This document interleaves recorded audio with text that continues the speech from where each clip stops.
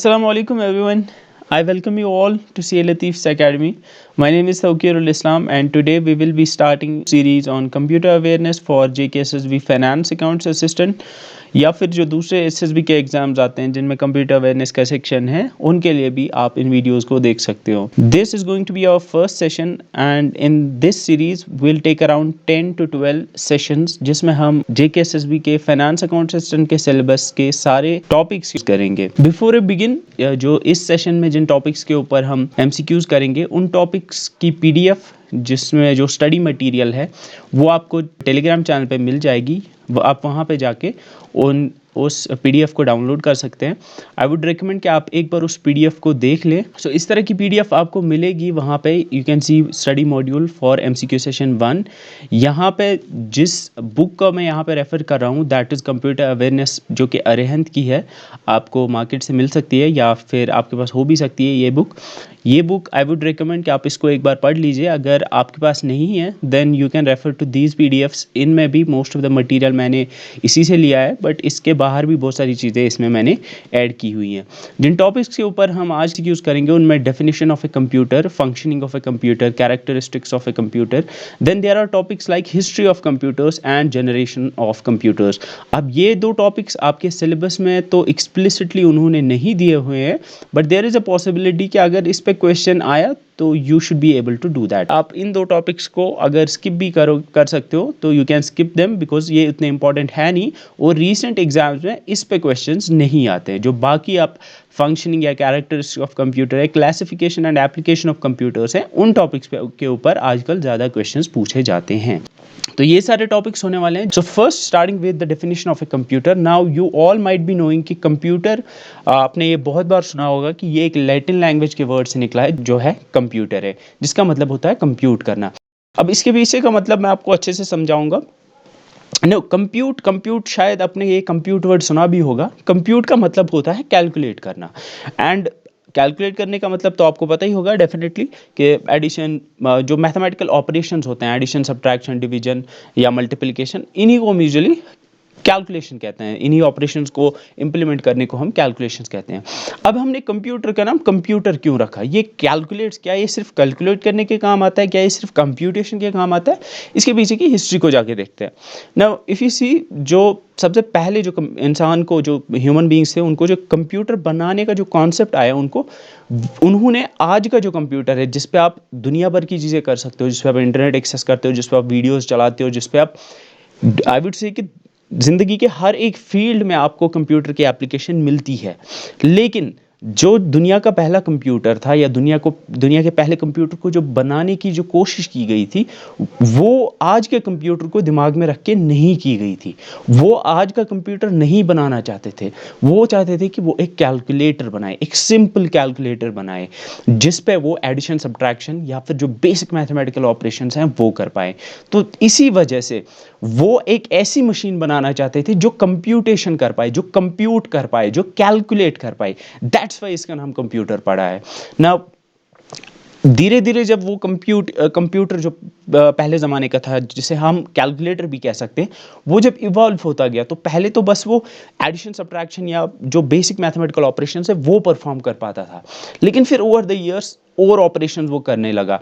फिर उन्होंने over the years एक स्क्रीन उसमें ऐड की जिस पे वो सारे जो भी उसमें आप ऑपरेशंस करते थे, जो भी आप उसमें जो कैलकुलेशंस करते थे, वो एक स्क्रीन पे ऊपर आ जाती थी. फिर धीरे धीरे आप टेक्स्ट के ऊपर भी उन्होंने उस कंप्यूटर में टेक्स्ट की फंक्शनैलिटी डाल दी. धीरे धीरे वो टेक्स्ट को भी उस कंप्यूटर टेक्स्ट के ऊपर ऑपरेशंस करने लगे, लाइक टेक्स्ट की एडिटिंग करने लगे. तो धीरे धीरे वो कंप्यूटर इवॉल्व होता गया, नए नए कंप्यूटर आने लगे, उनमें नई नई फंक्शनैलिटीज़ आने लगी. And today we are at a position जहाँ पे हमारे पास ऐसे कंप्यूटर्स हैं जो दुनिया का हर एक काम कर सकते हैं.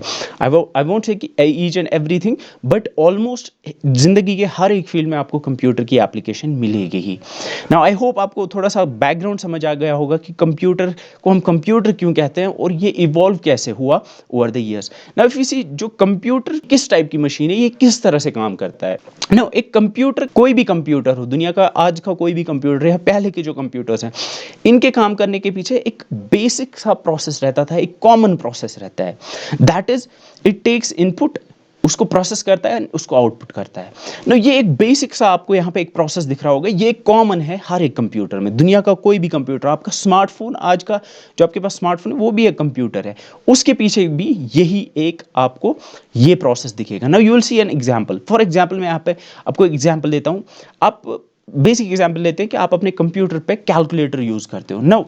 इफ यू सी, मैं वहां पे सबसे पहले उस कैलकुलेटर को यूज करने के लिए मैं क्या करूंगा, मैं सबसे पहले वहां पे कुछ इनपुट दूंगा, मैं कुछ नंबर्स लिखूंगा, कुछ ऑपरेंड्स लिखूंगा, मतलब प्लस माइनस कुछ लिखूंगा। For example I will write 5 + 6।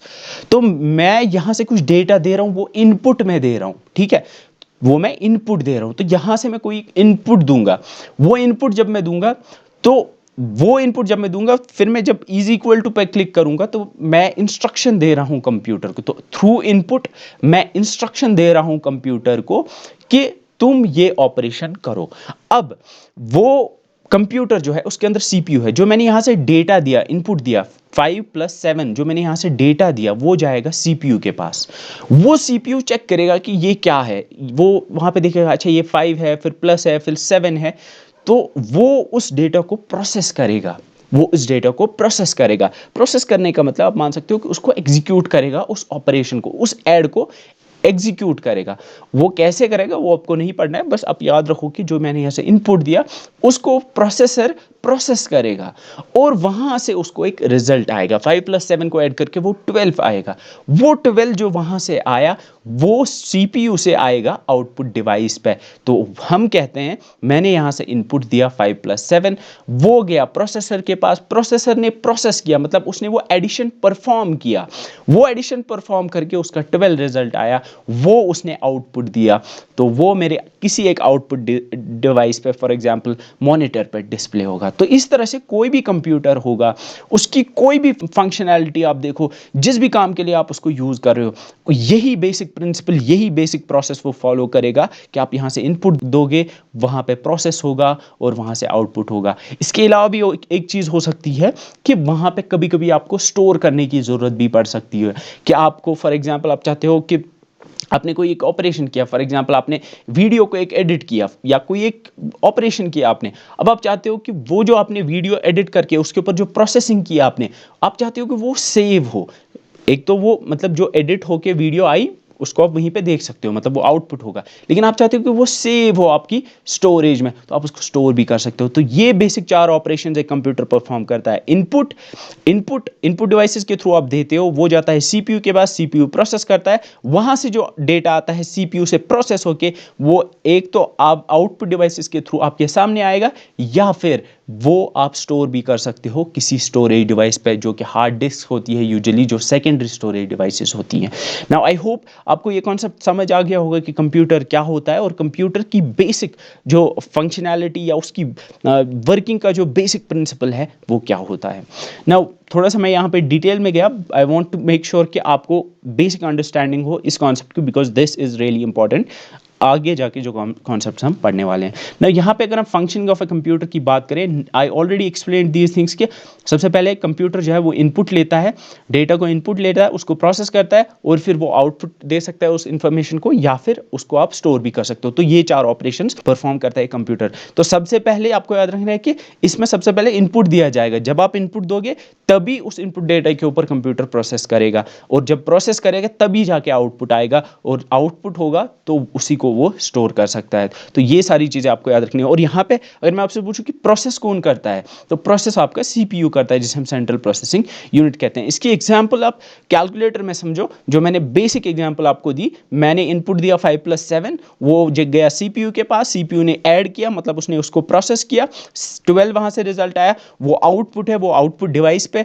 मतलब मेरे मॉनिटर पे प्रिंट होगा या वहां पे डिस्प्ले होगा, उसको मैं स्टोर भी कर सकता हूं। फॉर एग्जांपल उसको मैं टेक्स्ट फाइल में स्टोर करूंगा कि जो मेरा रिजल्ट आया, एक .txt फाइल उसमें भी सेव कर सकता हूं। तो इस तरह से एक कंप्यूटर फंक्शन करता है ना। फीचर्स ऑफ अ कंप्यूटर, ये आपने बचपन से पढ़े होंगे कि कंप्यूटर बहुत तेज होता है, इसकी स्पीड बहुत तेज होती है, क्योंकि इसके अंदर जो भी प्रोसेसिंग होती है ना, वो अंदर से करंट फ्लो करता है। तो जो करंट आपको पता है कितनी तेज, ऑलमोस्ट लाइट की स्पीड की जितना करंट तेज फ्लो करता है, तो ऑब्वियसली इसकी स्पीड भी उतनी तेज होती है। और ये एक सेकेंड के अंदर मिलियंस ऑफ इंस्ट्रक्शंस परफॉर्म कर सकता है। नाउ एक्यूरेसी, आपको पता होगा कि कंप्यूटर कितना एक्यूरेट है।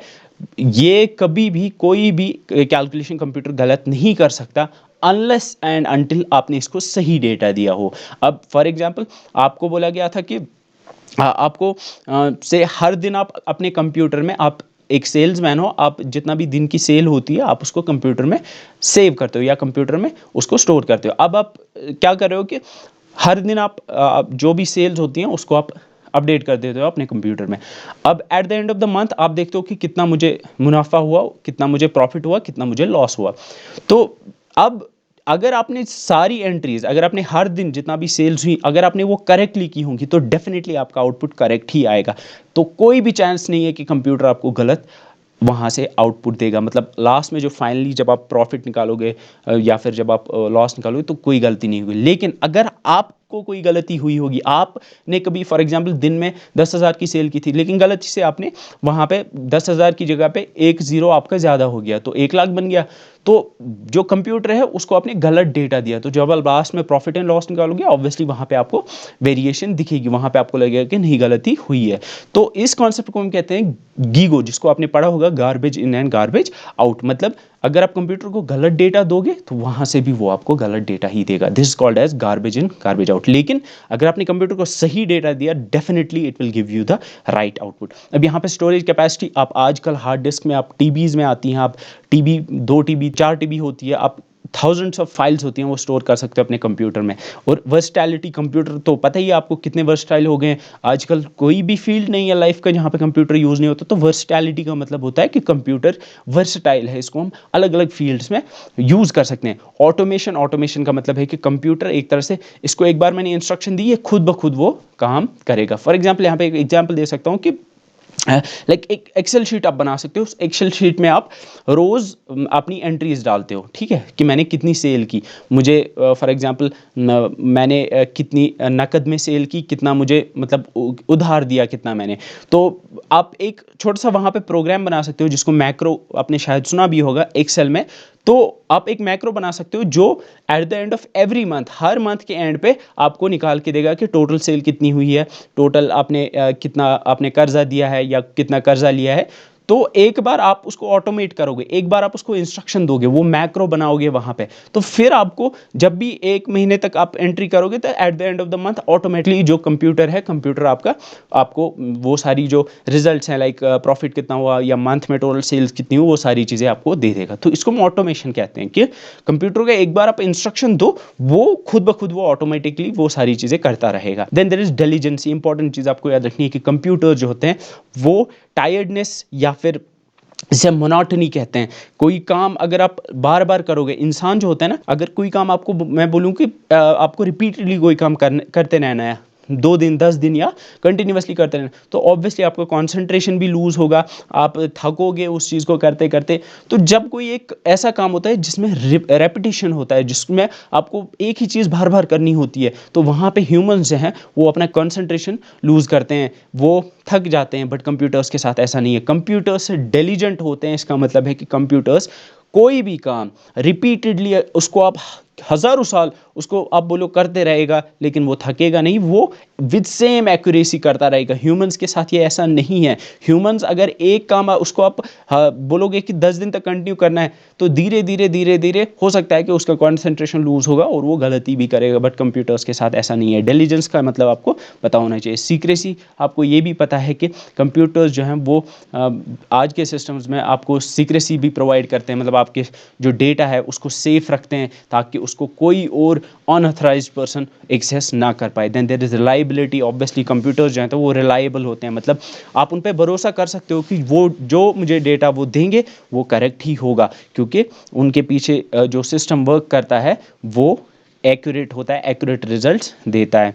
प्लग एंड प्ले, ये तो आपको पता ही होगा कि आजकल के कंप्यूटर्स में आप नया हार्डवेयर आपको कोई लगाना है तो आप बस आसानी से वो कर सकते हो, या सॉफ्टवेयर कोई आपको नया इसमें ऐड करना है तो आप वो चीज़ें आसानी से कर सकते हो। उसमें प्लग एंड प्ले कहते हैं। ये फीचर्स आपको पता होनी चाहिए। Now that is history of computers. मैं इसमें ज़्यादा नहीं जाऊँगा। हिस्ट्री ऑफ कंप्यूटर्स आप यहाँ से पढ़ सकते हो, PDF जो टेलीग्राम चैनल पर आपको मिल जाएगी, तो इस पर आपसे पढ़ सकते हो कि अबैकस आया सबसे पहले 1602 में। ये एक मैकेनिकल डिवाइस था। इसके बाद Napier bones, Pascaline, Jacquard loom, analytical engine. Analytical engine आपको पता ही होगा, इसको बनाया था चार्ल्स बेबेज ने, एंड चार्ल्स बेबेज इनको बोला जाता है फादर ऑफ कंप्यूटर्स। तो father of computers Charles Babbage को कहा जाता है क्योंकि इन्होंने एनालिटिकल इंजन बनाया था। ये एक पहला जनरल पर्पस कंप्यूटर था। ये एक पहला जनरल पर्पस कंप्यूटर था। तो इस पे आप डिफरेंट ऑपरेशंस कर सकते थे। इस पे आप मतलब मल्टीप्लिकेशन या बाकी सारी चीज़ें कर सकते थे। Then there is tabulating machine. ये आपको याद रखनी है, ये पहला इलेक्ट्रोमैकेनिकल मशीन थी। इलेक्ट्रोमैकेनिकल मतलब जो इलेक्ट्रिसिटी पर चलती हो और जिसके अंदर कोई मूविंग पार्ट्स हो, मूविंग पार्ट्स की वजह से वो अपना काम करता हो, मैकेनिक्स जो आपने पढ़ा होगा। तो ये चीज़ें आप याद रख सकते हो। इसके बाद मार्क 1, इनियाक, इनियाक की फुल फॉर्म आप याद रख सकते हो, electronic numeric integrator and calculator. इस तरह की चीज़ें आप याद रख सकते हो। इनियाक आपको याद रखना है कि ये दुनिया का पहला डिजिटल कंप्यूटर था, इलेक्ट्रॉनिक डिजिटल कंप्यूटर था। इसके बाद वॉन नॉयमन ने एडसैक बनाया। वॉन नॉयमन, इनको जो कंप्यूटर के आर्किटेक्चर आजकल यूज़ होते हैं वो वॉन नॉयमन के नाम पे होते हैं। तो ये यूनिवैक, IBM 650, ये चीज़ें आप पढ़ सकते हो सकता है कि इसमें से क्वेश्चन आए, बट मुझे लगता है कि इसमें से क्वेश्चन नहीं आएगा बिकॉज रीसेंट ईयर्स में इसमें से क्वेश्चन नहीं पूछे जाते हैं। Now there are some well known early computer, जिसमें मार्क 1 कंप्यूटर आता है, जिसमें एटम्स ऑफ बेरी कंप्यूटर आता है, जिसे ABC भी कहा जाता था। Then there is ENIAC, EDVAC, EDSAC, mark 1, Manchester mark 1 and UNIVAC 1। ये सारी इनकी फुल फॉर्म्स आप याद रख सकते हो, बट यहाँ पे मुझे लगता है कि ये इंपॉर्टेंट नहीं है। आप पढ़ सकते हो, चीज़ों को याद रख सकते हो, बट इफ़ यू वांट आप इनको स्किप भी कर सकते हो। Now there are generation of computers. Now you know what exactly is a generation. For example generation, जब मैंने बोला आपको कि कंप्यूटर्स धीरे धीरे इवॉल्व हुए हैं। आज के जो कंप्यूटर्स हैं वो पहले वैसे नहीं थे, उनमें धीरे धीरे चेंज आने लगी। बट आजकल आप देखते हो फॉर एग्जांपल कि आज आपके पास कोई एक स्मार्टफोन्स है, स्मार्टफोन्स के एग्जांपल लेते हैं, वो भी तो आजकल कंप्यूटर्स ही हैं। तो स्मार्टफोन है आपका, फॉर एग्जांपल हम जनरेशन बोलते हैं कि जनरेशन का मतलब है कि जब एक मेजर टेक्नोलॉजिकल डेवलपमेंट आती है, जब कंप्यूटर में एक मेजर टेक्नोलॉजिकल, एक बड़ी टेक्नोलॉजिकल डेवलपमेंट होती है, हम बोलते हैं कि एक नई जनरेशन आई है। अब यहाँ पे एक एग्जांपल दूंगा मैं आपको। फॉर एग्जांपल आज जो आपके स्मार्टफोन्स हैं उनमें यूजुअली आपको 4 GB या 8 GB की रैम दिखती है। अब फॉर एग्जांपल कल को 16 GB के भी आने लगेंगे। बट ये एक चेंज तो आई, अब ऑब्वियसली चेंज तो आई, बट एक मेजर टेक्नोलॉजिकल डेवलपमेंट नहीं है। उनकी जो वर्किंग होगी 8 GB वाले स्मार्टफोन की और 16 GB वाले स्मार्टफोन की, वो ऑलमोस्ट सेम होगी। तो हम ये नहीं कहेंगे कि ये जनरेशन चेंज हुई है। बट अगर आप पहले वाले स्मार्टफोन देखोगे, सॉरी पहले वाले फ़ोन देखोगे, जिनमें आप जो कीपैड वाले फ़ोन होते थे, और आज के जो फ़ोन है, तो उनमें एक मेजर टेक्नोलॉजिकल चेंज है, उनमें उनकी टेक्नोलॉजी में बहुत बड़ा डिफरेंस है। तो हम कह सकते हैं कि जो पहले वाले फ़ोन थे, जो फीचर फ़ोन होते थे, जो कीपैड वाले फ़ोन होते थे, हम कहेंगे कि वो पिछली जनरेशन के थे, और आज के जो स्मार्टफोन है वो एक नई जनरेशन के हैं। तो इसी तरह से कंप्यूटर्स में भी एक मेजर टेक्नोलॉजिकल डेवलपमेंट्स हुई। फॉर एग्जांपल 1940 से लेके 56 तक जो कंप्यूटर्स बने थे, 1940 से लेके 56 तक जो कंप्यूटर्स थे, उनमें जो उनका जो CPU था, मतलब जो उनका प्रोसेसिंग यूनिट था, वो बना होता था वैक्यूम ट्यूब्स का। वैक्यूम ट्यूब जो बल्ब होता है आज का, वैसा ही कुछ होता था, जो इनकैंडेसेंट बल्ब होता है वैसा ही होता था वो वैक्यूम ट्यूब। बट फिर क्या हुआ कि 1956 में कुछ ऐसे कंप्यूटर्स बनने लगे, लोगों ने बनाए, जिनमें CPU को, या फिर जो उनका कंप्यूटेशनल कोर जो थी, उनकी जो उनका CPU था, जो कंप्यूटेशन करता था, जो पार्ट कंप्यूटेशन करता था, उन्होंने वहां पे वैक्यूम ट्यूब्स की जगह पे ट्रांजिस्टर्स यूज करने लगे। तो ट्रांजिस्टर्स वैक्यूम ट्यूब से बिल्कुल डिफरेंट था। ये एक बहुत बड़ी चेंज थी। तो ऑब्वियसली हम कहते हैं कि 1956 के बाद जो कंप्यूटर्स जो आने लगे, जिनमें ट्रांजिस्टर्स यूज होते थे, उनको हम कहते थे कि ये वाले कंप्यूटर्स अब सेकेंड जनरेशन के कंप्यूटर्स हो गए, क्योंकि इनमें एक बड़ा चेंज आ गया इनकी टेक्नोलॉजी में। इसी तरह से फिर जब थर्ड जनरेशन कंप्यूटर्स, मतलब 1964 जब आया, 1964 में ऐसे कंप्यूटर्स बनने लगे जिन कंप्यूटर्स में आईसीज यूज होने लगी, मतलब इंटीग्रेटेड सर्किट। मतलब इसका ये मतलब है कि जो सेकंड जनरेशन कंप्यूटर्स थे, जो 1963 तक जो कंप्यूटर्स बनते थे, उनमें ट्रांजिस्टर्स होते थे, मतलब 100 200 300 कंप्यूटर्स, लेकिन सॉरी ट्रांजिस्टर्स। लेकिन उसके बाद 64 के बाद क्या किया कि जो कंप्यूटर्स के बनाने वाले थे उन्होंने 100 200 300 या 1000 जो ये ट्रांजिस्टर्स थे, इनको एक ही चिप के अंदर, एक छोटी सी चिप के अंदर 100 200 300 ट्रांजिस्टर्स को इन्होंने इंटीग्रेट किया। एक छोटी सी चिप के अंदर इतने सारे ट्रांजिस्टर्स को डाला। तो जब ये इतने सारे ट्रांजिस्टर्स एक चिप के अंदर आने लगे, उसको हमने कहा कि ये एक आईसी है।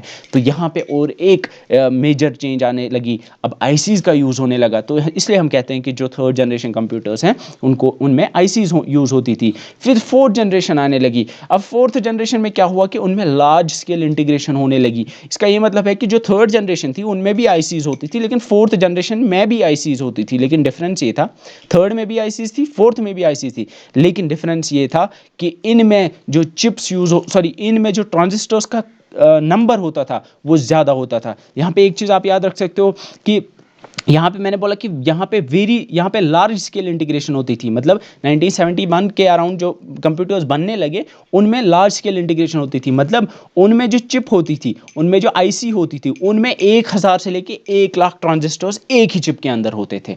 1000 से लेके 1 लाख तक ट्रांजिस्टर्स। आज जो आप देखते हो, आज के जो सिस्टम है, आज के जो मॉडर्न डे हैं, जो फिफ्थ जनरेशन में आते हैं, उनमें अल्ट्रा लार्ज स्केल इंटीग्रेशन होती है। मतलब 1 मिलियन मिलियंस ऑफ ट्रांजिस्टर्स एक ही चिप के अंदर। मतलब आप आज का जो सीपीयू होता है, जो छोटी सी चिप होती है कंप्यूटर के अंदर, तो आजकल आप देखते हो ना, आजकल उनको हम कहते हैं माइक्रो प्रोसेसर्स। मतलब सीपीयू जो होता है वो एक चिप के अंदर होता है, एक छोटी सी चिप होती है। यहाँ पे आपको एक चीज़ याद रखनी कि आज के जो कंप्यूटर्स हैं वो फिफ्थ जनरेशन में आते हैं, उनमें अल्ट्रा लार्ज स्केल इंटीग्रेशन होती है। मतलब जो चिप होती है, जो सीपीयू की चिप होती है, उसमें 1 मिलियन के ऊपर आपके ट्रांजिस्टर्स होते हैं। तो थर्ड में भी आईसी यूज होती है, फोर्थ में भी होती थी, और फिफ्थ जो आज के उसमें भी होती है। बट द डिफरेंस इज कि जो थर्ड में ट्रांजिस्टर्स होती सॉरी आईसीज होती थी, उनमें 100 के आसपास जो स्मॉल स्केल इंटीग्रेशन होती थी। मतलब एक चिप के अंदर 100 के आसपास ट्रांजिस्टर्स होते थे। बट जो उसके बाद आए, मतलब जो फोर्थ जनरेशन आए, उसमें 1000 से लेके 1 लाख तक ट्रांजिस्टर्स होती थी एक ही चिप्स के अंदर।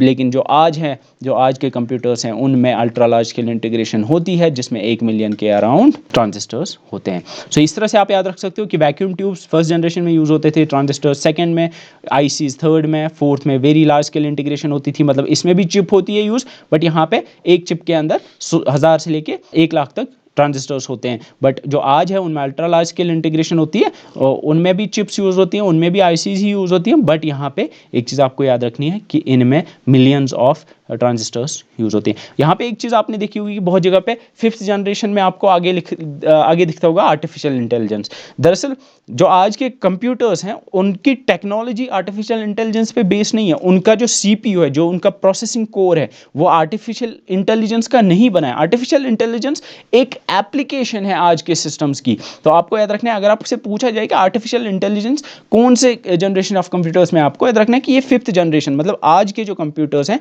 उनमें आर्टिफिशियल इंटेलिजेंस आई। मतलब उनमें हमने ऐसी एप्लीकेशंस बनाई जो कि आर्टिफिशियल इंटेलिजेंट हो। ये क्या होता है ये हम आगे देखेंगे। तो ये चीज़ आपको याद होनी चाहिए। तो ये सारी चीज़ें आई होप समझ आ गई होंगी। तो स्केल ऑफ इंटीग्रेशन क्या होता है ये भी आपको समझ आ गया होगा। नाउ दैट इज क्लासिफिकेशन, ये इंपॉर्टेंट है। यहाँ पे अगर आप कंप्यूटर्स को क्लासीफाई करोगे, यहाँ पे आपको याद रखना है देयर आर 3 टाइप। हम 3 तरीके से हम क्लासीफाई कर सकते हैं कंप्यूटर्स को, बेस्ड ऑन साइज की बुनियाद पे, बेस्ड ऑन वर्क या फिर आप मान सकते हो कि किस प्रिंसिपल पे वो काम करते हैं। Then there is based on purpose, किस काम के लिए हम उसको यूज करते हैं। तो ये 3 तरह से हम इनको अलग अलग डिवाइड कर सकते हैं। अगर हम साइज की बुनियाद पे कंप्यूटर्स को डिफरेंशिएट करें, इसको हम 4 अलग अलग कैटेगरीज में डिवाइड कर सकते हैं: micro computer, mini computer, main frame computer and super computer. यहाँ पे आपको याद रखना है माइक्रो कंप्यूटर, ये आपका जो पीसी होता है, आपका जो लैपटॉप होता है, आज के जो टैबलेट्स जो आते हैं, जो हैंड हेल्ड डिवाइसेस होते हैं, वो आएंगे माइक्रो कंप्यूटर्स में। तो माइक्रो कंप्यूटर्स ऐसे कंप्यूटर्स होते हैं जो छोटे होते हैं, यूजुअली एक पर्सनल यूज़ के लिए जो होते हैं, जिनमें आपका लैपटॉप आएगा, पीसी आएगा, जो वर्क स्टेशंस होते हैं, जो छोटे कंप्यूटर्स होते हैं जो पर्सनल यूज़ के होते हैं, उनको हम कहेंगे कि ये माइक्रो कंप्यूटर्स हैं। Then there is second type जिसको हम कहेंगे मिनी कंप्यूटर। अब मिनी कंप्यूटर माइक्रो कंप्यूटर से बड़ा होता है, बट यहाँ पे अगर मैं आपको एक इमेज दिखाऊं, this is a mini computer. ये PDP-11 है, ये एक मिनी कंप्यूटर है। आप देख सकते हो ये एक कबर्ड के जितना साइज़ का है, जितनी एक छोटी सी अलमारी होती है उतना होता है। तो मिनी कंप्यूटर जो होते हैं यूजुअली ये जो साइंटिफिक पर्पज़ के लिए या इंजीनियरिंग पर्पज़ के लिए यूज़ होते हैं। इनकी कंप्यूटेशनल मतलब इनका CPU जो होता है वो पावरफुल होता है। तो अगर हमें कोई एक ऐसा काम करना होगा, मतलब इंजीनियरिंग में जो कैड आपने सुना होगा शायद, कंप्यूटर एडेड डिज़ाइनिंग या कंप्यूटर एडेड ड्राइंग। तो जो अगर हमें बड़ी बड़ी बिल्डिंग्स का हमें डिज़ाइन बनाना होगा, उसके लिए हम इसका यूज़ करेंगे, क्योंकि उस एप्लीकेशन के लिए हमें एक ऐसे कंप्यूटर की ज़रूरत पड़ती है जो कि जिसका CPU पावरफुल हो। तो वो एक मिनी कंप्यूटर में होता है। तो याद रखना है, माइक्रो कंप्यूटर आपके पास जो कंप्यूटर होगा, लैपटॉप हो, टैबलेट हो या PC हो, but there are mini computer. Mini computer बड़े होते हैं, जो आपके पास कंप्यूटर्स होते हैं उनसे, उनकी कंप्यूटेशनल पावर जो होती है वो ज़्यादा होती है। मतलब वो ज़्यादा extensive task like for example engineering purposes के लिए उसको यूज़ कर सकते हैं। देन देयर आर जिन्हें हम कहते हैं मेन फ्रेम। मेन फ्रेम हम कहते हैं कि यहाँ पे एग्जांपल है उसकी IBM 7094। ये यूजुअली एक दीवार के जितने बड़े होते हैं, जो कमरे की दीवार होती है आपकी उतने बड़े होते हैं। और इनकी अगर आप देखोगे, इनकी भी यूज़ अगर हम इनका देखेंगे, मेन फ्रेम जो होते हैं इनका यूज़ फॉर एग्जांपल एक बड़ी सी कंपनी है, उसमें आप बहुत सारे एम्प्लॉयज़ हैं, वो एम्प्लॉयज़ जो हैं वो इस एक मेन फ्रेम के साथ कनेक्ट हो सकते हैं। यहाँ पे आप एक एग्जांपल देख सकते हो कि यहाँ पे ये जो मेन फ्रेम कंप्यूटर होगा, ये इसमें बहुत बड़ा CPU होगा, जो कि मतलब बहुत सारे टास्क को साइमल्टेनियसली कर सकता है। तो इस मेन फ्रेम के साथ कंपनी के सारे एम्प्लॉयज़ अपने जो छोटे वो मॉनिटर्स जो उनके पास होंगे, जिनको हम नोड्स कहते हैं, वो नोड्स कनेक्ट करते हैं थ्रू वायर्स, और फिर वो अपना सारा काम जो करेंगे वो इसी पे होगा। ठीक है, तो मेन फ्रेम बड़ा होता है एक मिनी कंप्यूटर से, और यूजुअली ये ऐसी जगहों पे यूज़ होता है जहाँ पे बहुत सारे एम्प्लॉयज़ जो होंगे वो इसके साथ कनेक्ट होकर इसी पे अपना काम करेंगे। उनके पास अलग अलग स्क्रीन होगी, अलग अलग मॉनिटर होगा, लेकिन जो CPU होगा वो सारा यहीं पे होगा, इसी में होगा। देन देयर आर जिन्हें हम सुपर कंप्यूटर्स कहते हैं, फोर्थ टाइप सुपर कंप्यूटर्स। यहाँ पे आप देख सकते हो ये USA का समिट सुपर कंप्यूटर आप देख सकते हो। ये एक पूरी एक हॉल के अंदर ये सारा का सारा ये एक ही कंप्यूटर है। तो ये आपको पता ही होगा, ये ऐसी एप्लीकेशंस में यूज़ होता है जिनमें आप फॉर एग्जांपल वेदर फोरकास्टिंग है, न्यूक्लियर रिसर्च में, तो ऐसी एप्लीकेशंस जो बहुत ही आपको जिनमें बहुत कंप्यूटेशन, बहुत ज़्यादा CPU की ज़रूरत पड़ती है, उनके लिए हम सुपर कंप्यूटर्स यूज़ करते हैं। Now I hope you know the difference between the 4 micro computers. आपके जो पर्सनल कंप्यूटर्स हो गए, मिनी कंप्यूटर उससे बड़े होते हैं थोड़े से, कैड कैम में यूज़ होते हैं, कंप्यूटर एडेड डिज़ाइन या computer aided manufacturing engineering applications में ज़्यादातर यूज़ होते हैं, एग्जाम्पल IBM 17। इसके बाद मेन फ्रेम आपने पढ़े होंगे, उससे भी बड़े होते हैं, मिनी कंप्यूटर से भी। और मेन फ्रेम यूजुअली ये एक कंपनी में होते हैं, एक जगह पे एक मेन फ्रेम होगा, उसके साथ बाकी सारे जो एम्प्लॉयज़ होंगे अपना जो मॉनिटर होगा वो कनेक्ट करेंगे, जिसको हम नोड कहते हैं, और फिर अपने मॉनिटर पे काम करेंगे। वो CPU जो होगा वो सारा कहाँ पे होगा, वो मेन फ्रेम का यूज़ होगा। Then there are super computers, ये सबसे बड़े होते हैं इनमें से, और एक्सपेंसिव भी होते हैं। यूजुअली ये कंट्रीज ओन करते हैं, कंट्री के पास सुपर कंप्यूटर होता है। मेन फ्रेम यूजुअली कंपनी के पास होता है। एंड सुपर कंप्यूटर आपको पता ही होगा, यहाँ पे क्रे दुनिया का सबसे पहला सुपर कंप्यूटर था, क्रे 1, जिसको सैमुअल रॉजर क्रे ने बनाया था, जिन्हें फादर ऑफ सुपर कंप्यूटिंग कहा जाता है। मैं यहाँ पे तेज़ जा रहा हूँ, आई होप कि आपको ये सारी चीज़ें पता होंगी। परम इंडिया का पहला था, इंडिया का पहला जो था उसको परम कहते हैं, 1990 में बनाया गया। आज इंडिया का सबसे फास्टेस्ट जो है उसको हम परम सिद्धि AI कहते हैं। ये इंडिया का सबसे फास्टेस्ट सुपर कंप्यूटर है आज की डेट में। तो यहाँ पे हमने देखी based on size micro, mini, mainframe and super. Then there are analogue, digital and hybrid based on work. मतलब कुछ ऐसे कंप्यूटर्स होते हैं जिन्हें हम आज के कंप्यूटर्स जो आप यूज़ करते हैं ना, इनको हम कहते हैं डिजिटल कंप्यूटर्स, क्योंकि ये डिजिटल डेटा के ऊपर काम करते हैं। कुछ कंप्यूटर्स ऐसे होते हैं जो एनालॉग डेटा के ऊपर काम करते हैं। फॉर एग्जाम्पल यहाँ पे आप सेस्मोग्राफ आपने सुना होगा, वो एक ऐसा डिवाइस होता है जो कि मेजर करता है कि अर्थक्वेक कितना, अर्थक्वेक की इंटेंसिटी को मेजर करता है, सेस्मोग्राफ। तो वो भी एक तरह से कंप्यूटर ही है, बट वो एक एनालॉग कंप्यूटर है। क्यों?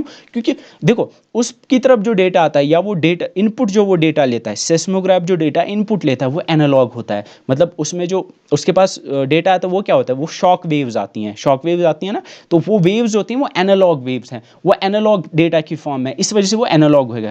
आज के जो कंप्यूटर्स आप जो यूज़ करते हो वो एक डिजिटल कंप्यूटर है। कैसे? वो डिजिटल कंप्यूटर ऐसे है क्योंकि जो आप डेटा दोगे ना, मतलब आप कीबोर्ड से दे रहे हो, वो सारा डिजिटल डेटा है। अब यहाँ पे मैं डिजिटल और एनालॉग की डिफरेंस नहीं समझाऊंगा, बस इतना याद रखो, आपके जो डिजिटल सिग्नल्स पे काम करेगा वो डिजिटल कंप्यूटर, एनालॉग पे काम करेगा वो एनालॉग। एनालॉग कंप्यूटर में एग्जाम्पल आपकी आ गई जो मैंने अभी बताई सेस्मोग्राफ। हाइब्रिड कंप्यूटर्स ऐसे कंप्यूटर्स होते हैं जो एनालॉग भी होते हैं डिजिटल, मतलब जो एनालॉग डेटा भी ले सकते हैं और डिजिटल डेटा भी ले सकते हैं, ठीक है। Then there are based on purpose. यहाँ पे कुछ कंप्यूटर्स ऐसे होते हैं जो जनरल पर्पस होते हैं। जनरल पर्पस मतलब आप उनको किसी भी काम के लिए यूज़ कर सकते हो, मतलब वो जनरल पर्पस के लिए होते हैं। फॉर एग्जाम्पल आपका लैपटॉप है, आप उस पर म्यूज़िक सुनते हो, आप उस पर अपना काम करते हो, आप उस पर वर्ड प्रोसेसिंग कर सकते हो, आप उस पर गेम्स खेलते हो, तो बहुत सारे काम कर सकते हो। ये एक जनरल पर्पस कंप्यूटर हो गया। Then there is special purpose computer. ये ऐसा कंप्यूटर्स होते हैं जो किसी एक स्पेशल पर्पस के लिए यूज़ होते हैं। फॉर एग्जांपल अपने एयरक्राफ्ट में आपको एयरक्राफ्ट लैंडिंग सिस्टम्स होते हैं, ऑटोमेटिक एयरक्राफ्ट लैंडिंग सिस्टम्स होते हैं, वहाँ पे भी कंप्यूटर्स लगे होते हैं। उनका काम क्या है? उनका काम बस ये है कि जो एयरक्राफ्ट है वो लैंड होना चाहिए सही सलामत, तो उनका एक स्पेसिफिक काम है, तो वो एक स्पेसिफिक पर्पस कंप्यूटर हो गया। आई होप समझ आ गया होगा। जनरल, जो जनरल का पर्पस के लिए आप यूज़ कर सकते हो, मल्टीपल पर्पसेस के लिए आप यूज़ कर सकते हो, जो लेकिन जो स्पेसिफिक पर्पस या स्पेशल पर्पस कंप्यूटर्स होते हैं उनको एक किसी एक खास काम के लिए यूज़ करते हो। Now I hope you know the differences between the three. इस डायग्राम को आप याद रखिए, based on work, based on size and based on purpose, ये 3 क्लासिफिकेशन हम कंप्यूटर्स की करते हैं। तो then there are some other types like we have quantum computers. अब क्वांटम कंप्यूटर्स को पहले रिचर्ड फाइनमैन ने इंट्रोड्यूस किया, ये आपको याद रखना है। और यहाँ पे क्वांटम कंप्यूटर्स जो होते हैं ये आजकल के नए कंप्यूटर्स हैं, ठीक है। तो क्वांटम कंप्यूटर्स जो होते हैं ये ऐसे कंप्यूटर्स होते हैं जो क्वांटम फिजिक्स के प्रिंसिपल्स पे काम करते हैं। ये आपको याद रखना है कि जो पहले जो कंप्यूटर्स थे या आज जो कंप्यूटर्स हम यूज़ करते हैं वो क्वांटम कंप्यूटर की लिस्ट में नहीं आएंगे।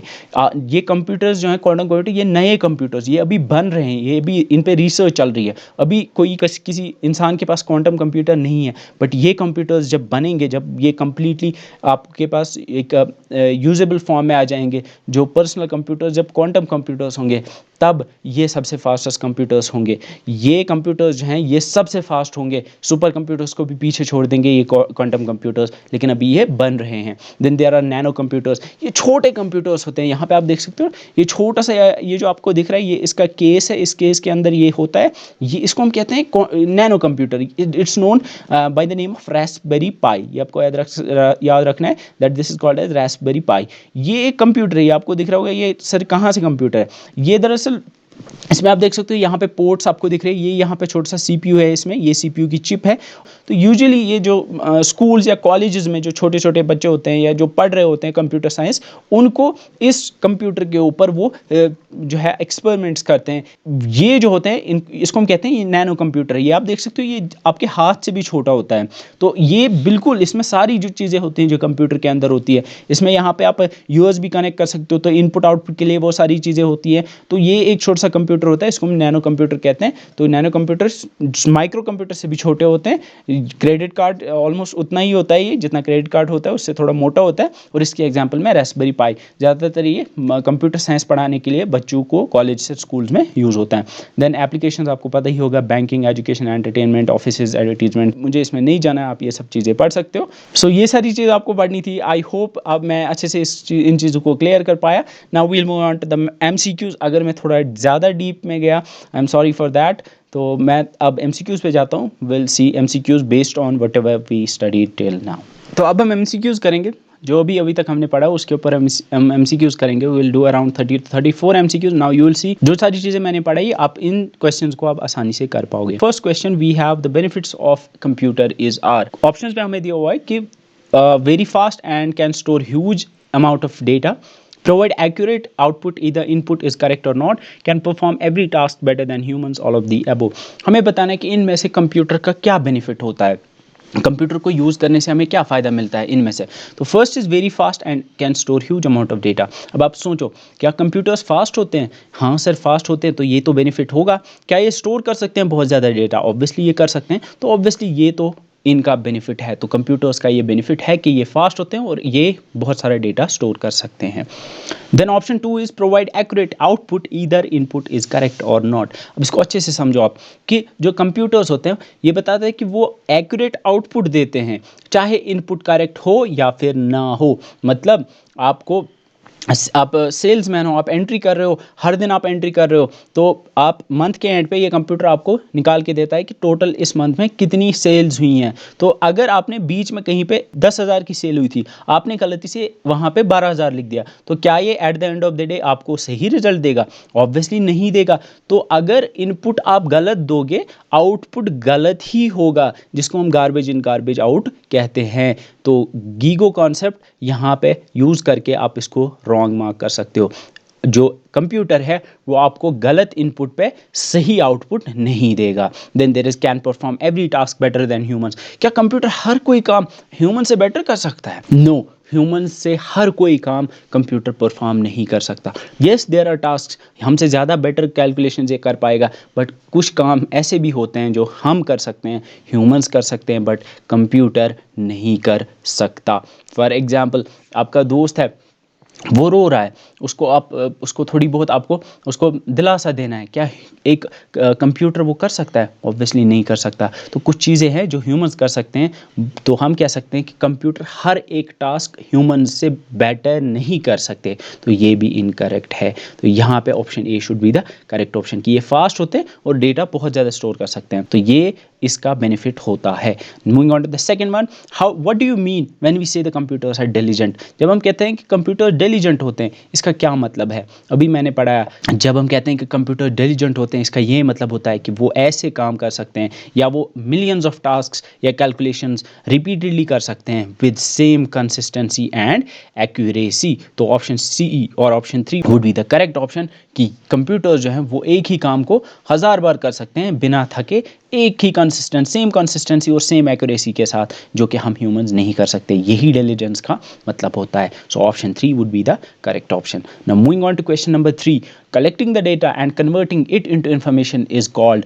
डेटा को कलेक्ट करना या डेटा को इनपुट लेना, फिर उसको इन्फॉर्मेशन में कन्वर्ट करना, इसको हम क्या कहते हैं? क्या उसको प्रोसेसिंग कहते हैं, कंपाइलिंग कहते हैं, इंपोर्टिंग कहते हैं, या एक्सपोर्टिंग कहते हैं? कंप्यूटर की लैंग्वेज में अगर आप देखोगे, कंप्यूटर में अभी हमने जो डिफरेंट प्रोसेसेस पढ़ी या जो कंप्यूटर की वर्किंग प्रिंसिपल जब हमने पढ़ा है, हमने देखा कि कंप्यूटर इनपुट लेता है डेटा, उस डेटा को प्रोसेस करता है और वहाँ से जो हमें आउटपुट देता है वो उसको हम इंफॉर्मेशन कहते हैं। तो हम एक तरह से कह सकते हैं कि कंप्यूटर्स डेटा को इनपुट लेता है और इन्फॉर्मेशन को आउटपुट देता है। फॉर एग्जाम्पल, यहाँ पे आप देख सकते हो कि हर दिन आप सेल जो हो रही है वो आप इनपुट दे रहे हो, तो वो डेटा हो गया। लेकिन एट द एंड वो आपको एट द मंथ एंड वो आपको कंप्यूटर दे रहा है कि कितना प्रॉफिट हुआ, कितना लॉस हुआ, तो वो आपके लिए इन्फॉर्मेशन, यूजफुल इन्फॉर्मेशन आपके लिए वो चीज़ होगी। तो कंप्यूटर इनपुट लेता है डेटा, उसको प्रोसेस करता है और फिर वो आपको आउटपुट दे देता है इन्फॉर्मेशन। तो ये बस टर्मिनोलॉजी है, ये इतना इंपॉर्टेंट नहीं है, बस आप याद रख सकते हो कि जो यहाँ से हम देते हैं कंप्यूटर को उसको हम डेटा कहते हैं, बाकी जो वहाँ से आता है उसको हम इन्फॉर्मेशन कहते हैं। तो ये मेरे हिसाब से ये प्रिसाइज या एग्जैक्ट डेफिनेशंस नहीं है डेटा एंड इन्फॉर्मेशन की, बट यूजुअली ये चीज़ें होती हैं। तो हम कहते हैं कि डेटा के ऊपर जब प्रोसेसिंग होती है वो इन्फॉर्मेशन में कन्वर्ट होता है। तो इस तरह से भी आप इसको ऑप्शन 1 करेक्ट लगा सकते हो। Moving on, question 4 is a computer can not perform which of the following functions? Computer इनमें से कौन सा काम नहीं कर सकता? Show human emotions. क्या कंप्यूटर ह्यूमन इंसानों की तरह इमोशंस दिखा सकता है? सर ऑब्वियसली नहीं दिखा सकता। तो सर ये तक काम तो नहीं कर सकता, तो कैन नॉट परफॉर्म दिया हुआ है, तो ये काम नहीं कर सकता। Innovate and be creative. क्या कंप्यूटर्स क्रिएटिव हो सकते हैं, इनोवेट कर सकते हैं? मतलब जैसे ह्यूमंस जो होते हैं वो नई नई चीज़ें निकालते रहते हैं, नई नई इनोवेशंस करते रहते हैं। क्या कंप्यूटर कर सकता है ऐसा? नहीं। कंप्यूटर्स को जो चीज़ हम बताएंगे, जो इंस्ट्रक्शन हम देंगे, वो बस वही करेगा। तो ये काम भी कंप्यूटर नहीं कर सकता। Make their own decisions. क्या कंप्यूटर कोई खुद का डिसीजन ले सकता है? फॉर एग्जाम्पल, आपके सिस्टम में भी आपका कंप्यूटर है, वो आपके रूम में है, तो क्या वो खुद ब खुद कोई एक फाइल जो या कोई एक वीडियो चला लेगा? नहीं। जब तक आप उसको इंस्ट्रक्शन नहीं दोगे, जब तक आप उस वीडियो फाइल पर क्लिक करके उसको ओपन नहीं करोगे, तब तक वो काम नहीं करेगा। तो वो खुद के डिसीजन नहीं ले सकता। So all of these is the correct option. इनमें से कोई भी काम कंप्यूटर नहीं कर सकता। ना ही वो इमोशंस दिखा सकता है ह्यूमंस की तरह, ना ही वो इनोवेट कर सकता है, क्रिएटिव हो सकता है, और ना ही कंप्यूटर्स खुद के डिसीजंस ले सकते हैं। सो option 4 would be the correct option. Moving on, which of the following is the correct order of operations involved in the working of a computer? Computer की वर्किंग में जो ऑपरेशंस होते हैं, जो हमने अभी देखा, जो बेसिक वर्किंग है कंप्यूटर की, उसका करेक्ट ऑर्डर क्या होता है? क्या पहले प्रोसेस होता है, फिर आउटपुट होता है, फिर इनपुट होता है और फिर स्टोरेज होता है? पहले इनपुट होता है, उसके बाद आउटपुट, उसके बाद प्रोसेस, या फिर उसके बाद स्टोरेज? पहले process, then storage, then input, then output? First input then process then output then storage. You have already seen कि जो कंप्यूटर की जो बेसिक वर्किंग है उसमें सबसे पहले क्या होता है कि कंप्यूटर को हमें इनपुट देना पड़ता है। तो ऑब्वियसली पहले इनपुट आएगा, तो या तो 2 है या फिर 4 है। जब हम इनपुट देते हैं वो कहा जाता है सर वो इनपुट जाता है सीपीयू के पास, तो वो क्या करता है सर उसको प्रोसेस करता है। तो इनपुट के बाद प्रोसेस होगा, तो इनपुट फिर उसके बाद प्रोसेस होगा। देन प्रोसेस जब होता है तो प्रोसेस करके वहाँ से कुछ रिजल्ट आता है, उसको हम कहते हैं आउटपुट। तो आउटपुट देता है, फिर उस आउटपुट को हम स्टोर भी कर सकते हैं स्टोरेज डिवाइस में। तो ऑब्वियसली पहले इनपुट होता है, जैसे हमने भी देखा इनपुट होता है पहले, फिर प्रोसेस होता है, मतलब सीपीयू प्रोसेस करता है उसको, फिर वहाँ से वो आउटपुट देता है और फिर उस आउटपुट को हम स्टोर भी कर सकते हैं स्टोरेज डिवाइस में। तो option 4 would be the correct option. I hope आपको ये चीज़ समझ आ गई होगी। Then moving on, question number 6 is input output storage and processing device group together represent. Input devices, output devices, storage devices और प्रोसेसिंग डिवाइसेज, इनको हम टुगेदर जब हम ग्रुप करते हैं इस पूरे सिस्टम को हम क्या कहेंगे, जिसमें इनपुट डिवाइस होंगे, आउटपुट डिवाइस होंगे, स्टोरेज एंड प्रोसेसिंग डिवाइस। क्या उसको हम सीपीयू कहेंगे? नहीं सर, सीपीयू तो बस प्रोसेसिंग डिवाइस है, तो obviously this is not the correct option. क्या इसको हम इंफॉर्मेशन प्रोसेसिंग साइकिल कहेंगे? नहीं सर, ये तो नहीं आएगा। क्या इसको हम सर्किट बोर्ड कहेंगे? सर शायद नहीं कहेंगे।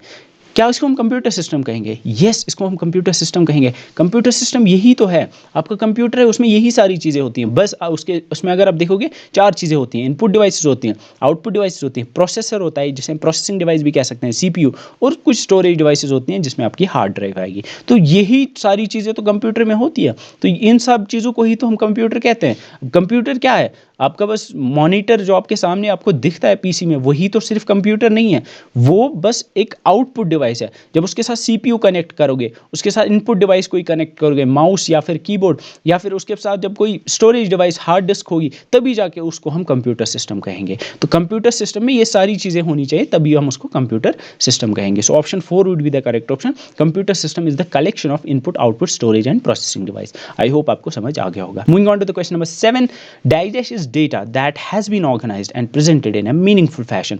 जब डेटा को हम ऑर्गेनाइज करते हैं और उसको एक मीनिंगफुल फैशन में, एक ऐसे तरीके से आपके सामने लाते हैं जो कि आपके लिए कोई मतलब बनता हो, जिसका कोई मतलब बनता है, जो आपके लिए हेल्पफुल हो, उसको हम क्या कहेंगे? क्या उसको हम प्रोसेस कहेंगे? क्या उसको हम सॉफ्टवेयर कहेंगे? क्या उसको हम स्टोरेज कहेंगे? या फिर क्या हम उसको इन्फॉर्मेशन कहेंगे?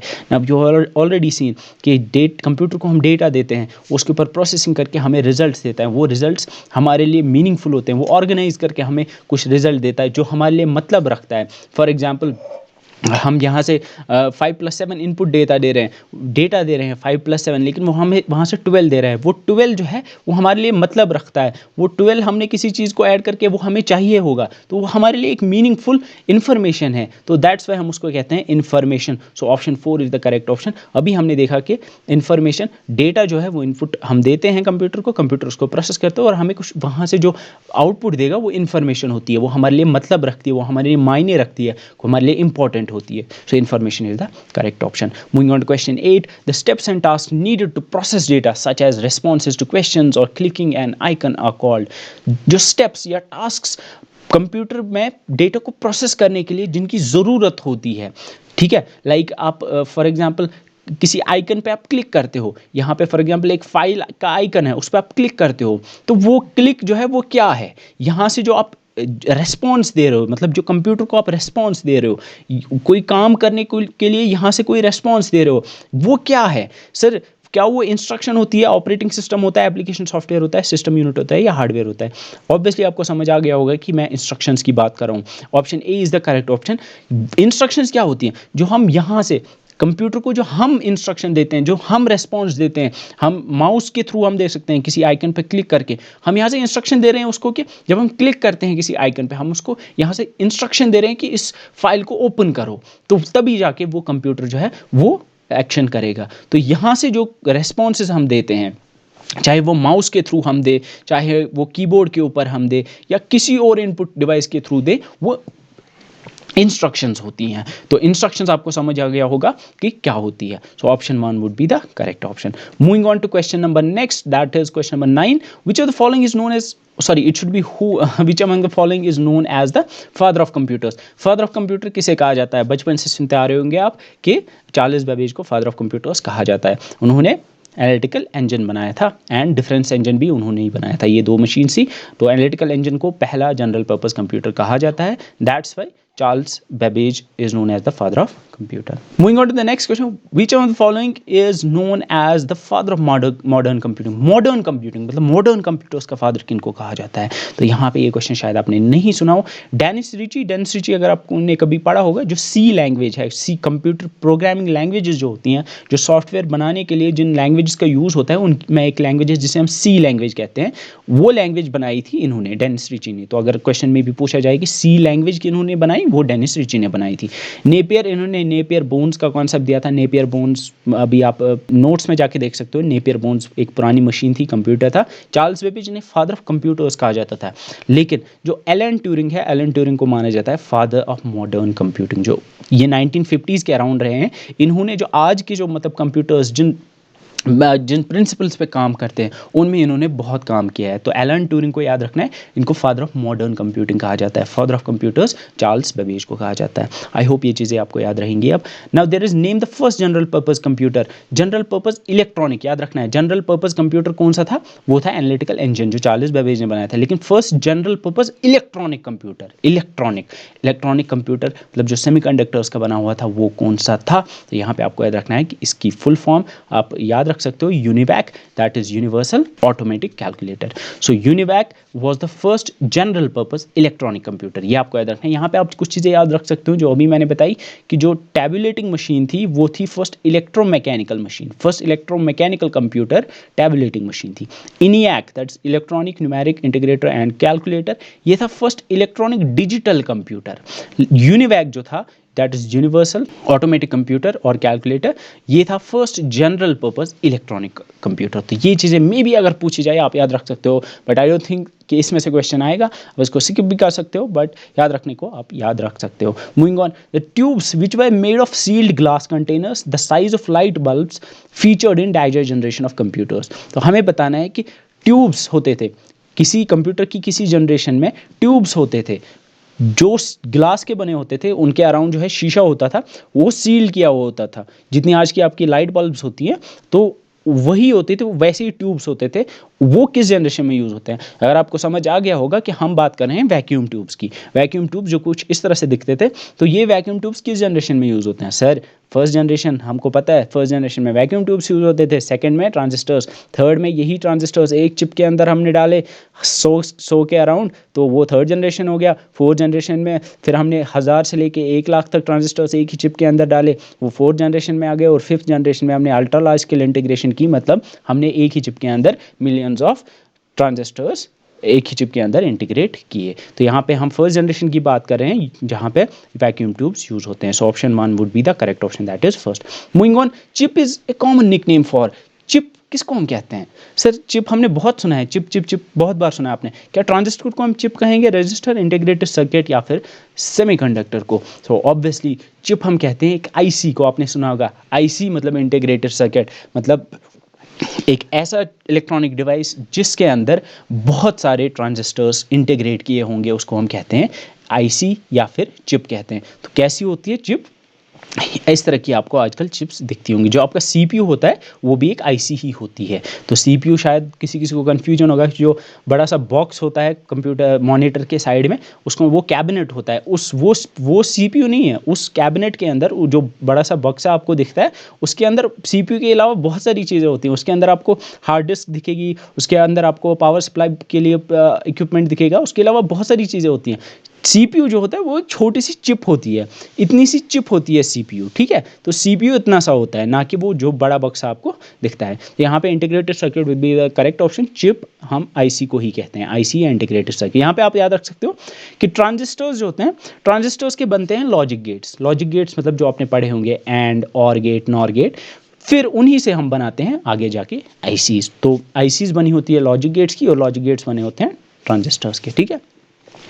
Third generation of computers were made with. तीसरी जनरेशन के कंप्यूटर किससे बने थे? सर फर्स्ट में यूज़ होते थे वैक्यूम ट्यूब्स, सेकंड में यूज़ होते थे ट्रांजिस्टर्स, और थर्ड में हमने ट्रांजिस्टर्स को एक ही चिप के अंदर डाला, तो हमने आईसी बनाई. तो आईसी मतलब integrated circuits. Option 3 would be the correct option. Third generation में आईसी यूज़ होती थी, जिनमें स्मॉल स्केल इंटीग्रेशन यूजुअली होती थी. फोर्थ में भी आईसी यूज़ होती थी, लेकिन उनमें वेरी लार्ज स्केल इंटीग्रेशन होती थी, मतलब एक ही चिप के अंदर हज़ारों, 1000 से लेकर लाख तक ट्रांजिस्टर्स होते थे। सो आई होप ये समझ आ गया होगा। Moving on, which of the following element forms the core of modern day computer industry. जो आजकल की इलेक्ट्रॉनिक इंडस्ट्री या कंप्यूटर बनाने की इंडस्ट्री है, कौन सा एलिमेंट सबसे ज़्यादा उनमें यूज होता है या कौन से एलिमेंट सबसे इंपॉर्टेंट है उनके लिए। मे बी ये क्वेश्चन शायद आपको कंफ्यूज कर जाए, बट यहाँ पे एक चीज़ आपको याद रखनी है कि यहाँ पे जो करेक्ट ऑप्शन है दैट इज सिलिकॉन। सिलिकॉन क्यों इंपॉर्टेंट है? बिकॉज आपने सुना होगा शायद सिलिकॉन चिप्स आप बहुत सुनते होंगे। जो सीपीयू है आज के मोबाइल फोन्स में, जो सीपीयू होते हैं, सीपीयू चिप्स होती हैं, कंप्यूटर्स में जो सीपीयू चिप्स होती हैं, वो सारी बनी होती है सिलिकॉन की। तो याद रखना है, अगर पूछा जाए कि सीपीयू किसका बना होता है, सीपीयू सिलिकॉन एलिमेंट का बना होता है। ये रेत में से निकलता है, जो सैंड होती है, बीच सैंड से निकलता है ये सिलिकॉन एलिमेंट। तो याद रखना है, जो मॉडर्न डे कंप्यूटर की इंडस्ट्री है उनमें सबसे इंपॉर्टेंट एलिमेंट सिलिकॉन है, बिकॉज सीपीयू जो है वो सिलिकॉन से ही बनता है। Moving on, a complete electronic circuit with transistors and other electronic components on a small chip is called as. जब एक इलेक्ट्रॉनिक सर्किट जिसमें ट्रांजिस्टर्स या बाकी electronic components like logic gates, transistors को हम एक ही चिप के अंदर, एक सिलिकॉन चिप के अंदर इंटीग्रेट करते हैं, उसको हम क्या कहते हैं? सर अभी तक तो हम यही पढ़ रहे थे, उसको हम इंटीग्रेटेड सर्किट कहते हैं। सो आईसी क्या होती है? आईसी होती है एक चिप के अंदर, एक सिलिकॉन चिप के अंदर हम ट्रांजिस्टर्स और इलेक्ट्रॉनिक कंपोनेंट्स को इंटीग्रेट करते हैं। सो option 4 would be the correct option. Moving on, first computer of India is, India का पहला कंप्यूटर कौन सा था? यहाँ पे परम है, परम आपको याद होगा, ये इंडिया का पहला सुपर कंप्यूटर था। बट यहाँ पे आपको याद रखना है that Siddhartha, option 2 Siddhartha is the correct option. Siddhartha was India's first computer, not super computer. मैं कंप्यूटर की बात कर रहा हूँ। इंडिया ने जो पहला, जो फर्स्ट इंडिजीनियस कंप्यूटर था, जो इंडिया ने पहला कंप्यूटर बनाया था, वो सिद्धार्था था। इसको बनाया था इलेक्ट्रॉनिक्स कॉर्पोरेशन ऑफ इंडिया ने 1986 में। आपको याद रखना है, the first computer that was built in India वो था, that's called as Siddhartha. And Siddhartha को बनाया था electronics corporation of India, ECI ने। ठीक है। Moving on, which of the following is a small microprocessor based computer design to be used by one person at a time. इनमें से कौन सा कंप्यूटर माइक्रो प्रोसेसर बेस्ड होता है? मतलब उसमें जो सीपीयू होता है वो चिप के अंदर होता है, छोटी सी चिप होती है, लेकिन ये एक पर्सन को ये इसलिए बनाया होता है ताकि एक पर्सन इसको एट अ टाइम एक ही पर्सन यूज कर पाए। ठीक है, एट अ टाइम इसको एक ही पर्सन यूज कर पाए।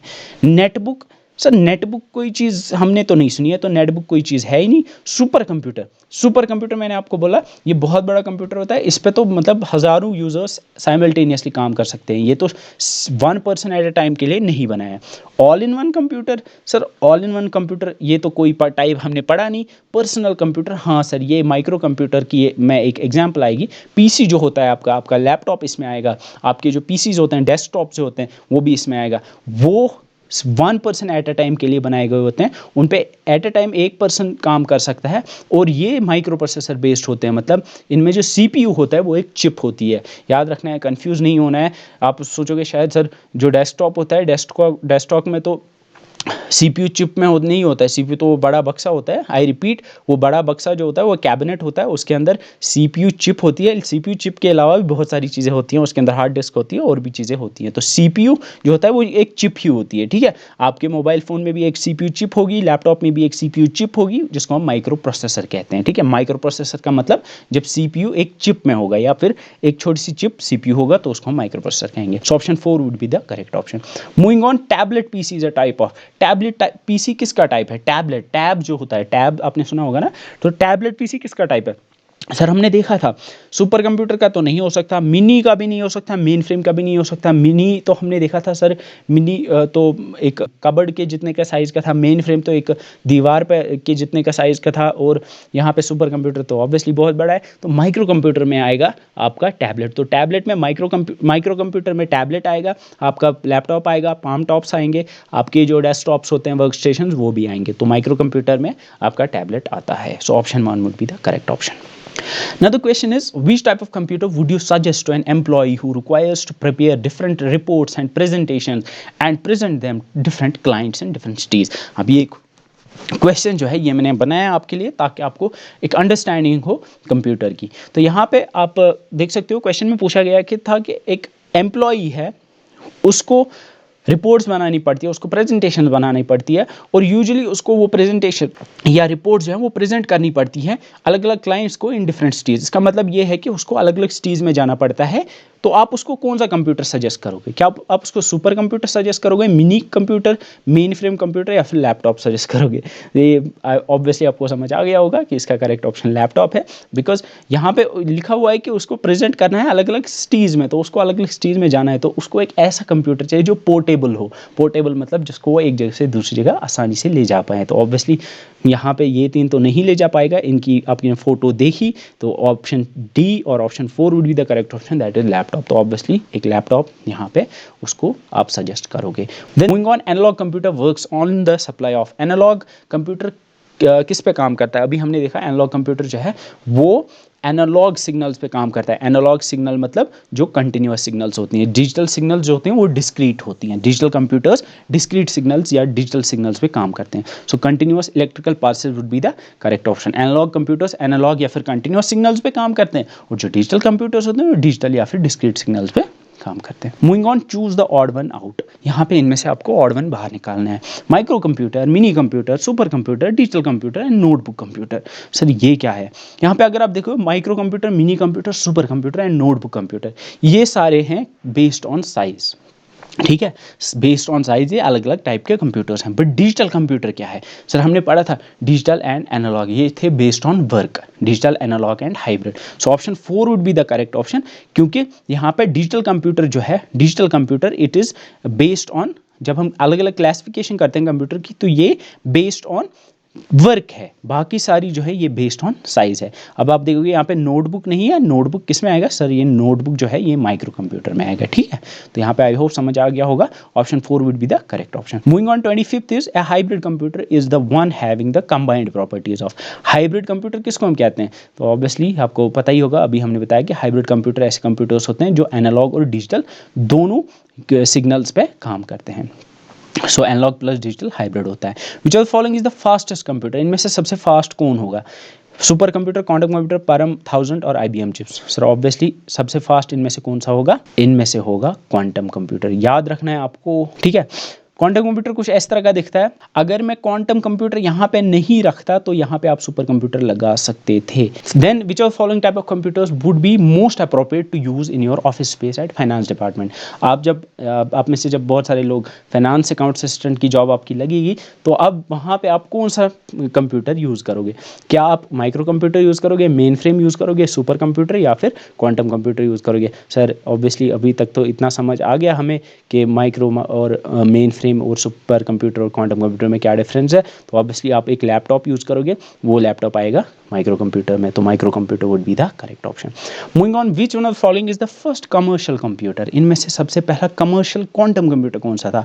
अभी मैंने आपको बताया कि क्वांटम कंप्यूटर्स पे अभी रिसर्च चल रहा है, बट 2019 में एक पहला क्वांटम कंप्यूटर कमर्शियली अवेलेबल हुआ। मतलब एक कंपनी ने क्वांटम कंप्यूटर बनाया जिसको लोग खरीद सकते थे। यूजुअली लोग तो नहीं खरीदें, कंपनीज खरीदती हैं। तो वो कौन सा था? ये नया है, आपको बुक पे नहीं मिलेगा ये क्वेश्चन, तो ये आपको याद रखना है that it was IBM Q System 1। ये IBM ने बनाया था, IBM Q System 1 इसका नाम था।